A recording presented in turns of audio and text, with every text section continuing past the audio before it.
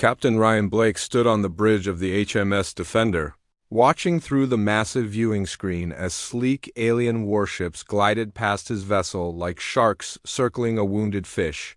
Their ships were beautiful, he had to admit. The Zephyrian cruisers looked like silver arrows cutting through space, while the Corvan destroyers resembled glowing crystals that seemed to bend light around them. Next to these technological marvels, his ship looked like an old metal box someone had strapped engines to. The Defender was 43 years old, built back when humanity had just started reaching for the stars. Her hull was thick steel painted in military gray, scarred from countless battles and repairs, where the alien ships hummed with the quiet power of quantum drives. The Defender rumbled with the deep vibration of fusion engines that had been running since before Blake was born. The sound had become like a heartbeat to him and his crew, but he knew what others heard when they listened to it, the wheeze of an old machine that should have been scrapped decades ago. "Captain," called out Lieutenant Torres from the communications. "Station, Admiral Voss from the Titan wants to speak with you." Blake could hear the hesitation in his officer's voice. They all knew what this was about. The main screen flickered, and suddenly Blake was face to face with Admiral James Voss, commanding officer of humanity's newest and most advanced warship. The Titan was everything the Defender wasn't: fast, modern, and respected. Voss had the kind of perfect military bearing that made him look good in recruitment videos. "Blake," Voss said, not bothering with pleasantries, "I need to discuss the upcoming war games with you."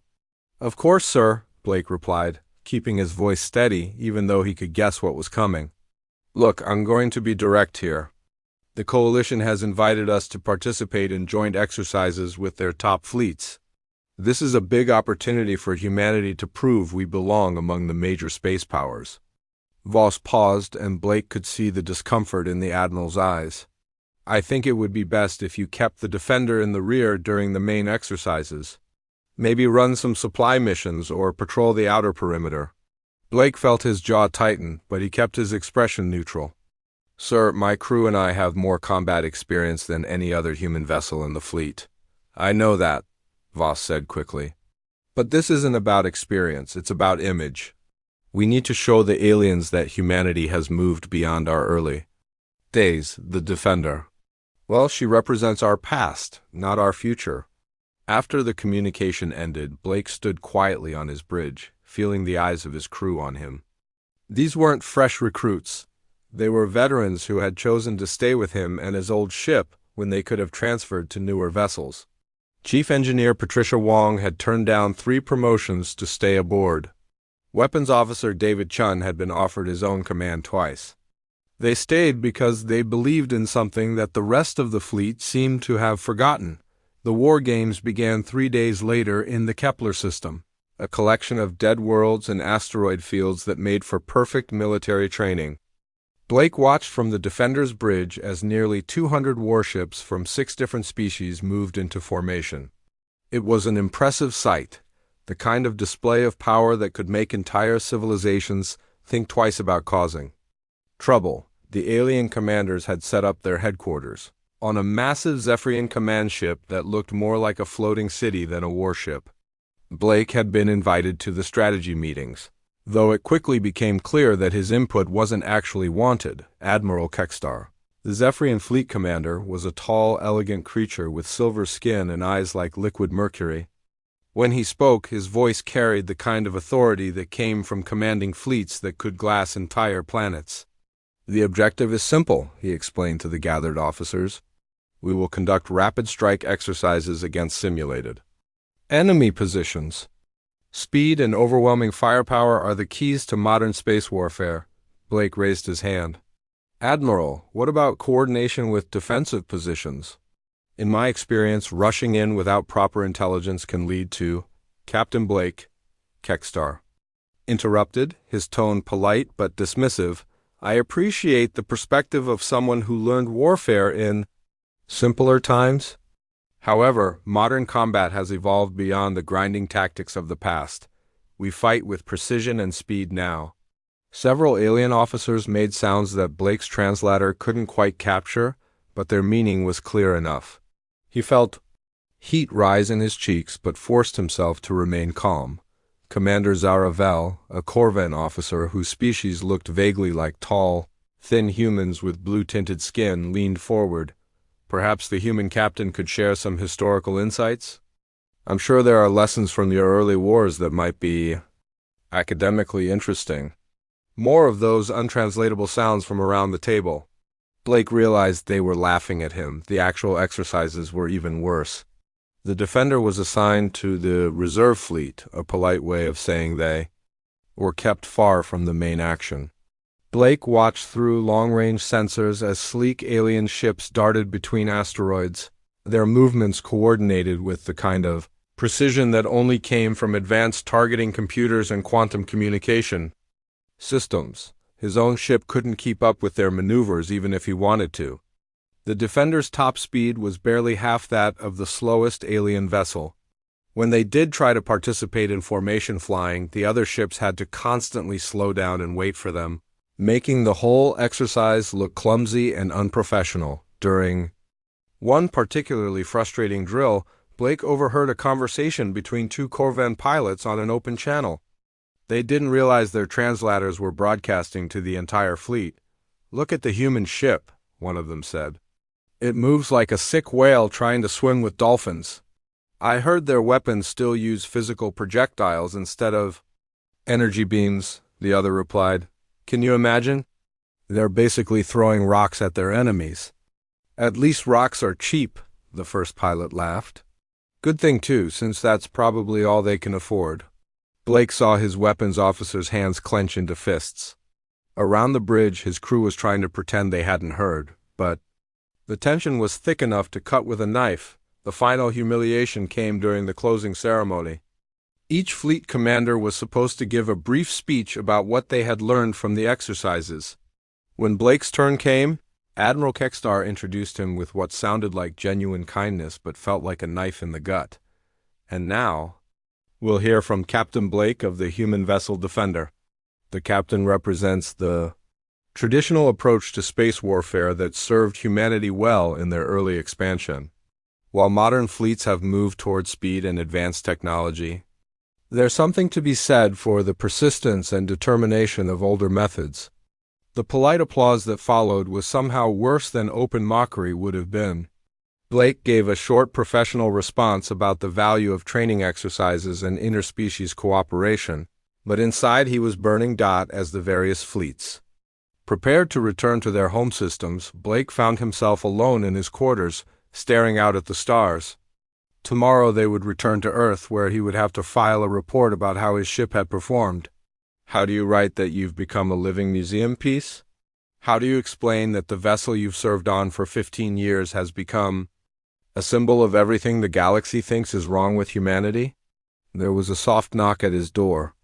"Come in," he called. Chief Wong entered, holding 2 cups of coffee. She set one down on his desk and took the chair across from him. "They don't get it, do they?" she said quietly. "Get what?" "That we're still here for a reason."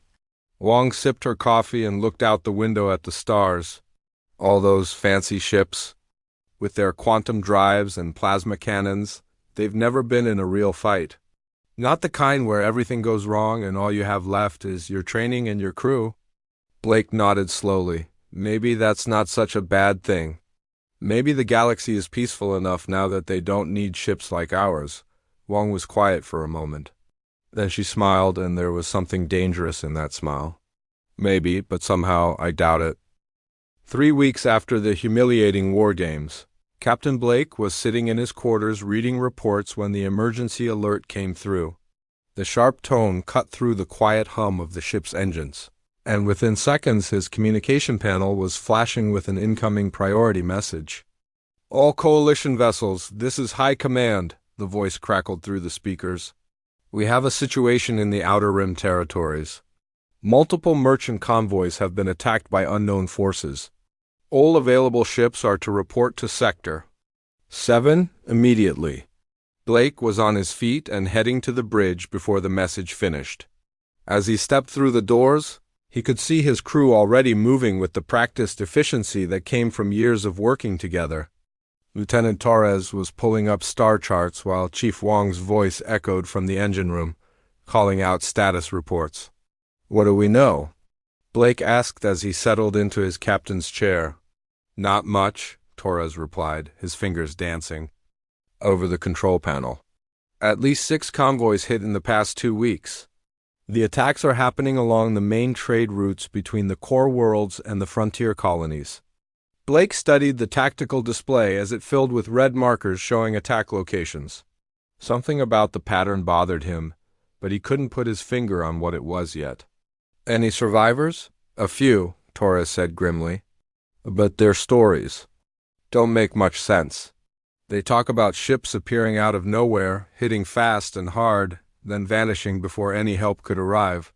The journey to Sector 7 took them 4 days, twice as long as it would have taken the newer ships with their quantum drives. When they finally arrived at the Coalition staging area, Blake saw that they had assembled quite a force. Over 50 warships from various species floated in formation around a massive space station that served as the regional headquarters. The Defender took her usual position at the edge of the formation, far from the important ships. Blake had expected this by now, but it still stung a little. At least they had been included at all. The briefing was held in the station's main conference room, a circular chamber with holographic displays that could show 3-dimensional star charts. Blake found himself seated in the back row, behind rows of alien commanders whose ships could outrun and outgun his vessel without breaking a sweat. Admiral Kekstar stood at the center of the room, his silver skin gleaming under the bright lights. "The situation is more serious than we initially believed," he began, gesturing to the holographic display that showed the Outer Rim territories. "These aren't random pirate attacks. The raiders are hitting specific targets with military precision." The display zoomed in on the attack sites, showing the wreckage of destroyed freighters and the debris fields left behind. Blake leaned forward, studying the patterns. There was something familiar about the way the attacks were spaced out, but he couldn't quite place it. "Our fastest ships will form hunter-killer groups," Kekstar continued. "We'll patrol the main shipping lanes and respond to distress calls.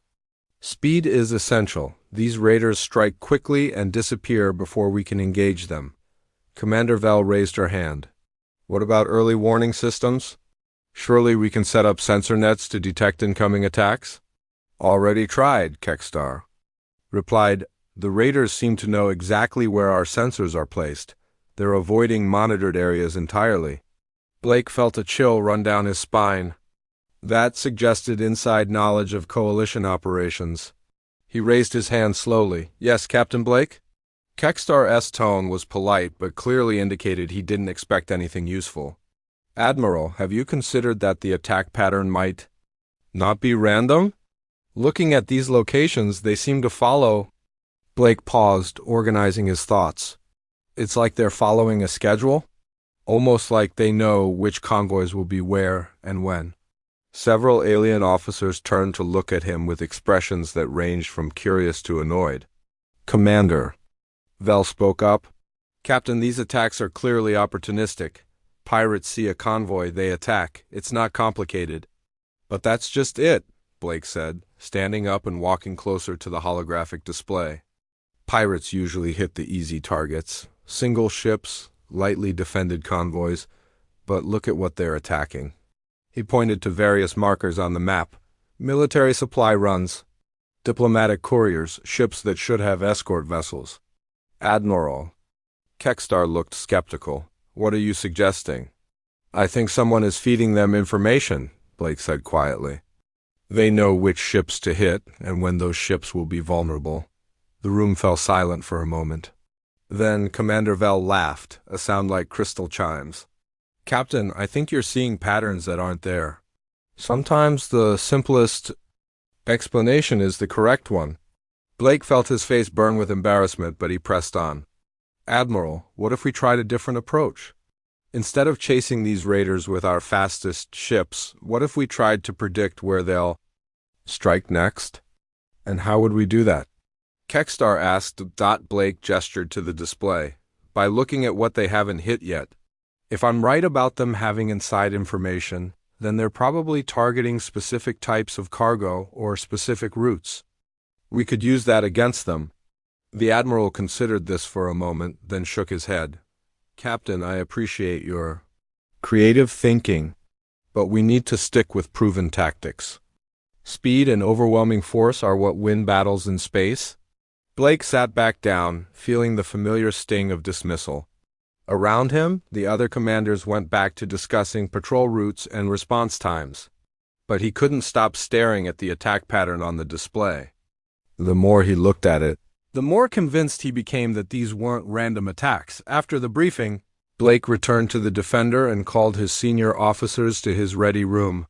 Chief Wong, Lieutenant Torres, and Weapons Officer Chun gathered around his desk as he spread out printed star charts, old-fashioned paper maps that couldn't be hacked or monitored remotely. What do you think? He asked them, pointing to the marked attack sites. Wong whistled softly.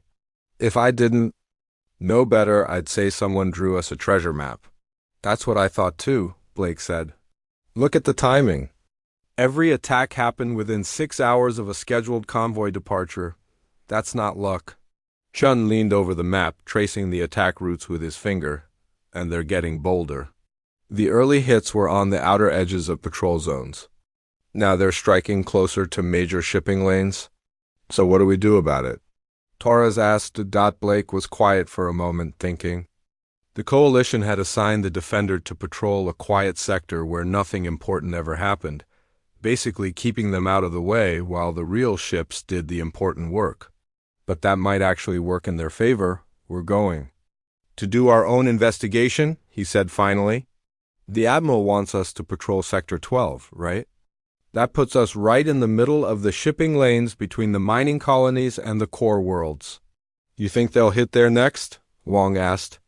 I think if someone is feeding them information about convoy schedules, then Sector 12 is exactly where they'll show up, Blake replied. The question is whether we can figure out when. Over the next 2 days, Blake threw himself into studying shipping manifests, convoy schedules, and patrol reports. He barely slept, surviving on coffee and determination while his crew took turns bringing him meals he barely touched. The pattern was there, he could feel it, but it was like trying to solve a puzzle with half the pieces missing. The breakthrough came when Torres brought him a routine intelligence report about increased mining output from the frontier colonies. Blake stared at the production numbers, and suddenly everything clicked into place. That's it, he whispered, then louder. That's it. Torres looked up from his station. Sir? The cargo, Blake said, jumping to his feet. They're not just hitting random convoys. They're targeting shipments of rare metals and military supplies. Look at this. He pulled up the shipping manifests on his screen. Every convoy that got hit was carrying either weapons-grade plutonium, quantum processors, or exotic matter for ship engines. Someone's trying to build a fleet, Wong said grimly. Blake nodded. And they're using insider information to steal exactly what they need. The question is, who's helping them? He looked around at his crew, seeing the same determination in their eyes that he felt in his chest. The coalition might see them as outdated and useless, but they were about to prove that sometimes the old ways of doing things, careful investigation, patience, and attention to detail were exactly what the situation called for. All right, people, Blake said. We're going to catch ourselves some pirates. Captain Blake had been right about the timing, but he was beginning to wish he had been wrong. The Defender sat quietly in the shadow of a massive asteroid, her engines running on minimal power to avoid detection. For 3 days they had waited, in this position, watching the shipping lane that Blake's calculations said would be the next target. Anything on sensors? Blake asked for what felt like the 100th time that morning. Lieutenant Torres shook his head. Still quiet, Captain. No ships, no signals, nothing. Blake rubbed his tired eyes. Maybe the other commanders had been right. Maybe he was seeing patterns that weren't really there. Maybe these were just random pirate attacks after all, and he was wasting his crew's time chasing shadows. Captain, Chief Wong's voice crackled over the intercom from the engine room. How much longer are we going to wait here? The crew is getting restless. Before Blake could answer, Torres suddenly straightened at his station. Contact, large vessel approaching from the Centauri system. It's massive, sir. Blake felt his heart start racing. On screen, the main display flickered to life, showing a huge cargo freighter slowly making its way through space. It was one of the new superhaulers, designed to carry massive amounts of raw materials from the mining colonies to the industrial worlds. Exactly the kind of target Blake had predicted. Can you identify it? Blake asked. Torres worked at his controls for a moment. It's the cargo vessel Phoenix Dawn, registered out of New Terra. According to the shipping database, she's carrying refined metals and quantum processors. Perfect bait for whoever had been hitting the convoys? Blake felt a mix of satisfaction and dread. He had been right, but now they were about to find out just how dangerous these raiders really were. Any escort ships? Blake asked. Negative, sir. She's running alone. Blake frowned. That didn't make sense. A ship carrying that kind of valuable cargo should have had at least a light cruiser escort. Unless Torres double-checked that identification. Something doesn't feel right. Torres ran the scan again, his fingers flying over the controls. After a moment, he looked up with confusion written across his face. So the ship checks out, but the energy signature is all wrong. She's putting out way more power than a cargo ship should need. Blake's blood turned to ice. It's a trap. Even as he said the words, space around them seemed to explode with activity. Ships materialized out of nowhere, dropping out of some kind of stealth mode that shouldn't have been possible with current technology. Blake counted at least 15 vessels, and they were all moving with the kind of coordinated precision that spoke of military training, battle stations. Blake shouted, but even as the words left his mouth, he knew they were in serious trouble. The Defender was outnumbered, outgunned, and trapped in an asteroid field with nowhere to run. The lead ship opened a communication channel, and Blake found himself staring at a face he recognized from intelligence briefings. Commander Vextos had once been one of the Coalition's rising stars, a Zephyrian officer known for his tactical brilliance. That was before he had disappeared 2 years ago during a deep space patrol, presumed dead. Well, Vestos said, his silver features twisted into a cold smile. Captain Blake of the famous Defender. The persistent human who just couldn't leave well enough alone. Blake kept his voice steady despite the fear growing in his chest. Commander Vextos, I thought you were dead. Useful fiction, Vextos replied.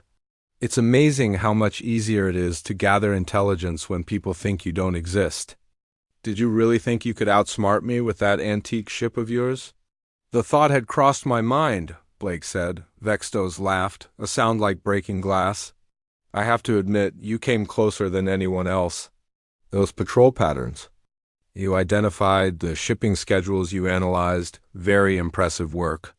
Unfortunately for you, I've been expecting someone to eventually piece it together. I've been watching your ship for the past week, waiting for you to show up here. Blake felt his stomach drop. They had walked straight into a trap, and now his crew was going to pay the price for his arrogance. You see, Vextos continued, I have friends throughout the Coalition fleet. Friends who keep me informed about which convoys are worth hitting and which investigators are getting too close to the truth. When Admiral Kekstar mentioned your interesting theories about patterns and inside information, well, I knew it was time to deal with you personally. Around them, the pirate ships moved into attack formation. Blake could see weapon ports opening and energy signatures spiking as they prepared to fire. The Defender's shields wouldn't last more than a few minutes against that kind of firepower. Chun, Blake said quietly to his weapons officer, how are we looking? Not good, sir. Chun replied through gritted teeth. We can maybe take down 2 or 3 of them before they overwhelm us, Blake nodded grimly. It wasn't much, but at least they would go down fighting. He opened a ship-wide channel.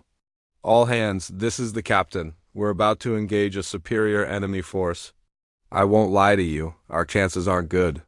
But we're going to show these pirates what happens when they underestimate the human spirit. The response from his crew was immediate and fierce. Voices called out from every section of the ship, confirming their readiness to fight. These people had stayed with him when they could have transferred to newer, safer ships. They believed. in him and in what the Defender represented, even when the rest of the galaxy saw them as obsolete. But as Blake watched the enemy ships closing in, he realized something that made him smile for the first time in days. Vextos had made a crucial mistake. "Torres," he said calmly, "are you picking up any unusual energy readings from our ship?" Torres looked confused for a moment, then his eyes widened as he understood. "No, sir, everything appears normal." "Good, Chun. Are all our weapon systems showing as offline on external scans?" "Yes, sir. We're reading as a standard cargo configuration." Blake's smile grew wider. For months, while everyone had been dismissing the Defender as an outdated relic, Chief Wong and her engineering team had been busy. The ship's external appearance hadn't changed, but underneath that old steel hull, they had been making modifications that no one knew about. "Vextos," Blake said into the communication channel, "you're right about one thing. This is an old ship built with old technology. But there's something you might not know about old human engineering." "And what's that?" Vextos asked, clearly enjoying what he thought were Blake's final moments. "We built things to last, and we never stopped improving them." Blake nodded too. Chief Wong, whose voice immediately came over the intercom. "All stations, this is engineering. The package is ready for delivery." Around the bridge, Blake's crew moved with practiced efficiency. Months of secret preparations and hidden modifications were about to be put to the test. The pirates thought they were attacking a helpless old cargo ship. They were about to learn that appearances could be very deceiving. "Chun," Blake said calmly, "light them up." What happened next would have been impossible for the old Defender. But this wasn't the old Defender anymore. This was something new. Something that had been hiding in plain sight while everyone was looking at flashier, newer ships. The first pirate vessel to open fire discovered that the Defender's shields were far stronger than they appeared. The second ship learned that her weapons were much more powerful than anyone had suspected. And Vextos, watching from his command ship, realized that he had made a terrible miscalculation. The hunt was about to become a fight, and the old human ship that everyone had written off was about to remind the galaxy why you should never underestimate the people who had clawed their way up from a single planet to reach the stars. The first pirate ship to attack the Defender expected to punch through old shields like paper. Instead, their plasma beams hit what felt like hitting a brick wall with a foam bat. The energy dissipated harmlessly across shield generators that hummed with far more power than any cargo ship should possess. "What the hell?" Vextos snarled from his command ship. "Those shields should have collapsed instantly." Captain Blake smiled grimly as he watched the confusion spread through the enemy fleet. "Chun, show them what we've been working on." The Defender's weapon ports opened, but instead of the expected energy beams or missile tubes, something completely different emerged. The old kinetic railguns had been upgraded beyond recognition, their magnetic coils rewound and their power systems completely rebuilt. When they fired, they didn't shoot the standard metal slugs that most ships expected. The projectiles that screamed toward the pirate ships were dense tungsten, penetrators moving at nearly 10% the speed of light. They punched through energy shields like they weren't even there. Because energy shields were designed to stop energy weapons, not physical objects moving at relativistic speeds, the first pirate ship simply came apart. The tungsten slug tore through its hull from bow to stern, rupturing fuel lines and reactor chambers.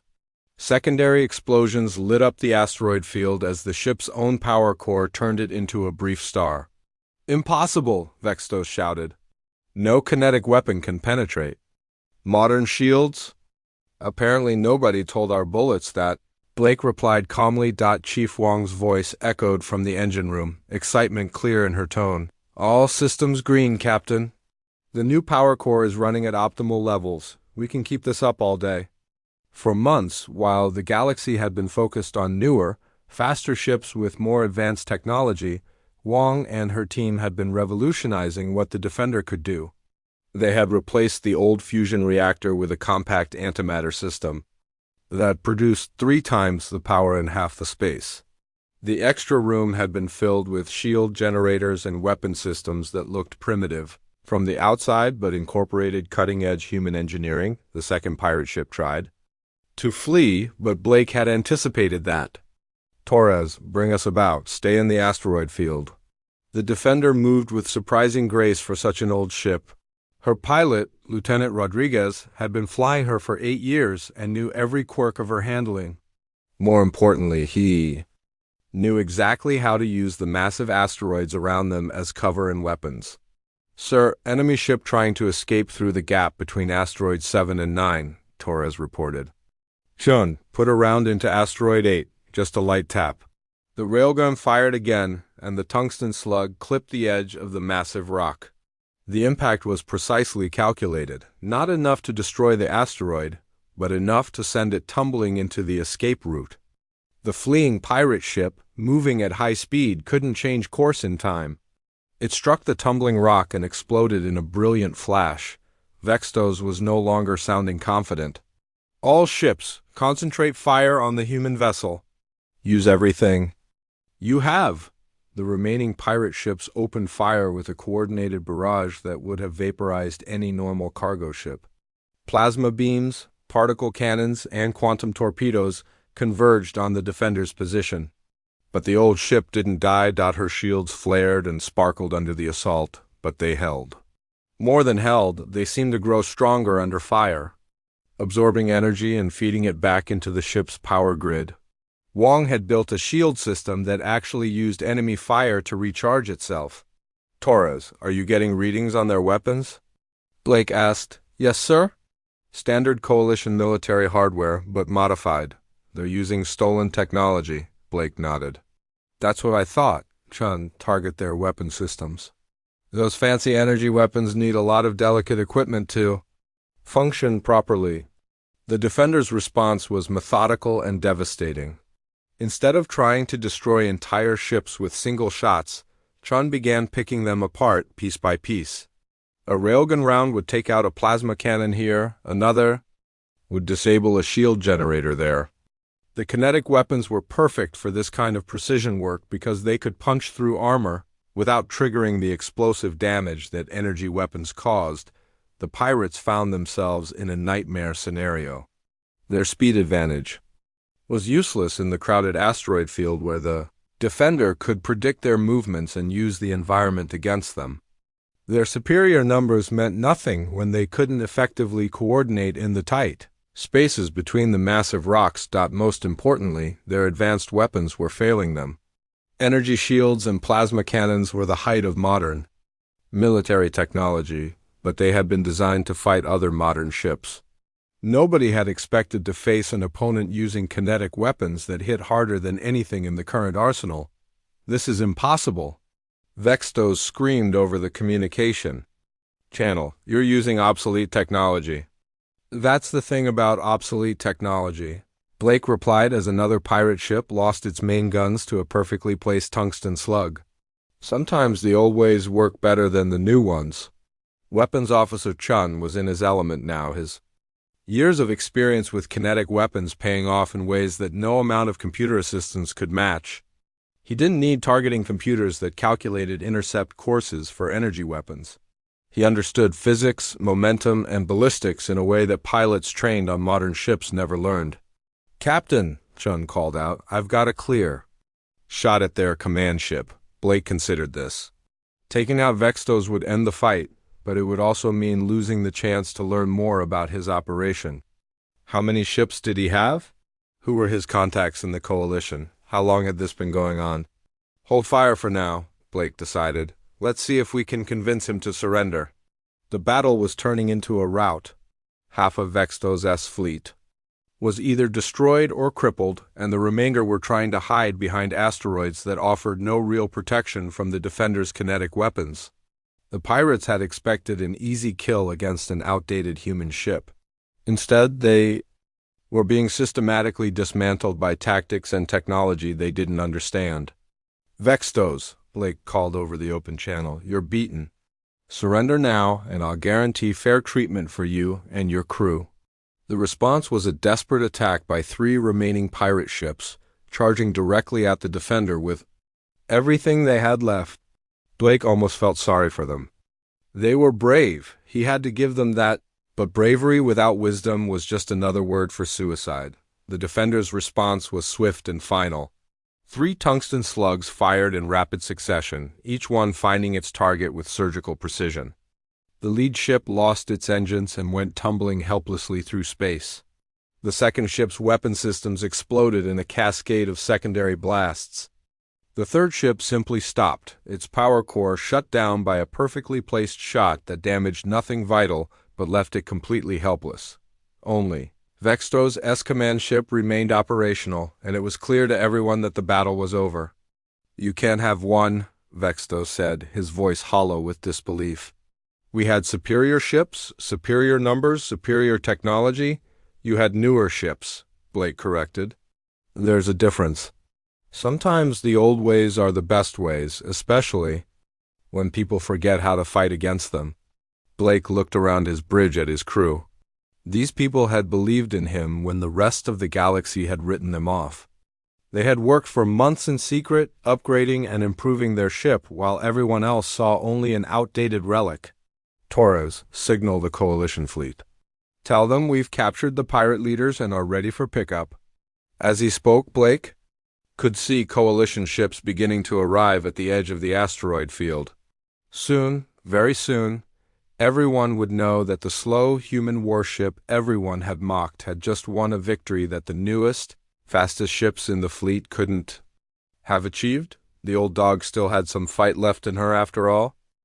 The first coalition ships to arrive at the asteroid field couldn't believe what they were seeing.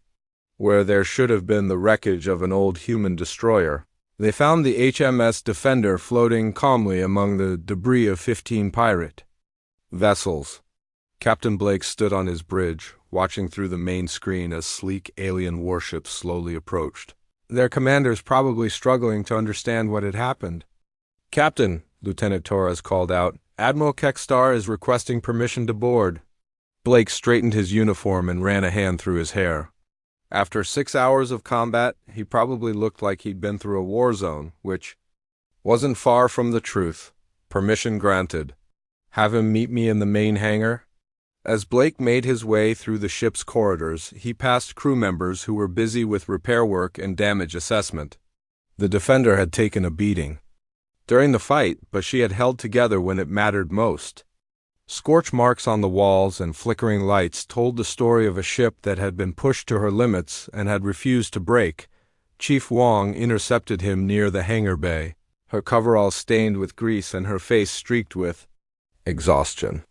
"Captain, I wanted you to know the antimatter reactor performed perfectly. Not a single fluctuation during the entire battle." "What about the railgun systems?" Blake asked. "Better than we hoped. The new magnetic coils handled the power load without any problems. We could have kept firing for hours if we needed to." Wong paused, then smiled. "I think we proved our point." Blake nodded. They had definitely proven their point, though he wasn't sure what the consequences would be. The coalition leadership didn't like surprises, and the Defender had just delivered the biggest surprise in decades. Admiral Kekstar arrived with a small escort of Zephyrian Marines, their silver armor gleaming under the hangar bay lights. The Admiral himself looked like he was struggling to process what he had witnessed. His usually perfect composure was cracked around the edges, and his mercury-colored eyes kept darting around the hangar as if looking for clues. "Captain Blake," Kekstar said, his voice carefully neutral. "I must admit this outcome was ... unexpected." "Thank you, Admiral," Blake replied. "My crew performed admirably." Kekstar gestured toward the hangar bay's main doors, where the wreckage of pirate ships could be seen floating in the distance. "How? Your ship was outnumbered 5-1. Their vessels were faster, more heavily armed, equipped with the latest technology." Blake could have given him a technical explanation about kinetic weapons and modified shield systems. Instead, he decided on a simpler truth. "They underestimated us, Admiral. Just like everyone else has been doing." The words hung in the air between them for a moment. Kekstar was not stupid. He understood exactly what Blake meant. For months, the Coalition had been treating the Defender and her crew as relics from an earlier age. They had been dismissed. mocked and pushed aside while newer ships took on the important missions. "Captain," Kekstar said slowly, "I owe you an apology." "We all do." Before Blake could respond, more ships began arriving. The massive coalition fleet that had been assembled to hunt down the pirates was finally reaching the battlefield, only to discover that the hunt was already over. Blake watched through the hangar bay's viewing windows as vessel after vessel dropped out of faster-than-light travel, their crews probably as confused as Admiral Kekstar had been. "Sir," Torres's voice crackled over Blake's communicator, "we're receiving congratulations from ships throughout the fleet. Commander Vell wants to speak with you personally." Blake smiled. The same Kovan officer who had laughed at his tactical suggestions was now asking for a private conversation. "Tell her I'll be available shortly." Over the next several hours, Blake found himself giving the same briefing over and over again to various coalition commanders. Each time, he explained how the Defender had been secretly modified, how kinetic weapons could bypass modern shields, and how careful